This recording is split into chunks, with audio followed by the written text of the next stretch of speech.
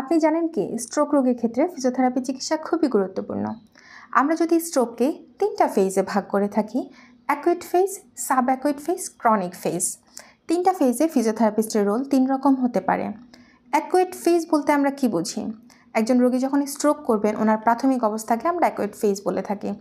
এই সময়ে রোগী সাধারণত হসপিটালে ভর্তি থাকতে পারে। মনে রাখবেন 24 থেকে 72 ঘন্টার মাঝে ফিজিওথেরাপি শুরু করতে হবে।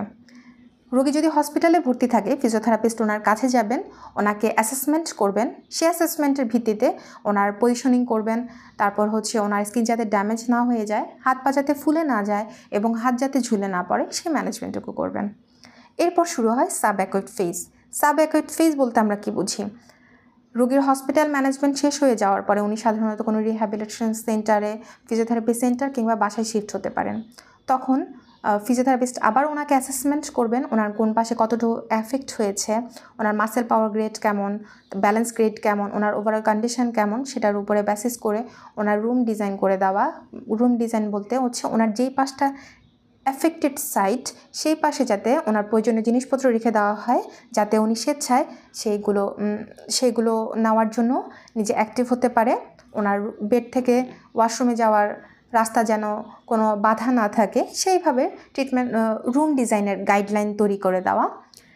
এর পাশাপাশি ওনার ডেইলি অ্যাক্টিভিটিসগুলো যাতে উনি নিজে করতে পারে। ডেইলি অ্যাক্টিভিটিস বলতে আমরা কি বুঝি? যাতে উনি নিজে খেতে পারে, নিজে খেতে পারে, নিজে ওয়াশরুমে যেতে পারে, কিংবা ওনার ড্রেস আপ চেঞ্জ করে দিতে পারে। ওনার প্রয়োজনীয় কাজগুলো, টুকটাক কাজগুলো যাতে উনি নিজে করতে পারে, সেভাবে ওনাকে আস্তে আস্তে ট্রেন আপ করা। এবং মূল ফোকাস থাকবে ফিজিওথেরাপিস্টের মাসেল পাওয়ার বাড়ানো, তারপর ব্যালেন্স ট্রেন করা, ওনার কার্ডিও রেসপিরেটরি ট্রেন করা। এর পাশাপাশি উনি একজন রোগী কীভাবে শোয়া থেকে উঠে বসবে, বসা থেকে দাঁড়াবে এবং দাঁড়ানো থেকে আবার পুনরায় হাঁটতে শিখবে। এইটার ওভারঅল ম্যানেজমেন্টটা মূল কাজ ওভারঅল ম্যানেজমেন্ট করবেন একজন ফিজিওথেরাপিস্ট কিংবা একজন রিহ্যাবিলিটেশন প্র্যাকটিশনার। রোগী যখন বেটার ফিল করবে, কিংবা উনি যখন হাঁটতে শুরু করবে, কিংবা ওনার যেই কন্ডিশন, সে অবস্থা থেকে উনি যতটুকু ইমপ্রুভ করা পসিবল সেই অবস্থায় চলে আসবে, তখন শেষ হবে সাব অ্যাকুইট ফেজ এবং শুরু হবে ক্রনিক ফেজ। ক্রনিক ফেজে ফিজিওথেরাপিস্টের মূল টার্গেট থাকবে রোগীর ফিটনেসের উপর।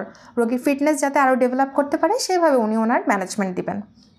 সবাইকে বিশ্ব স্ট্রোক দিবসের শুভেচ্ছা।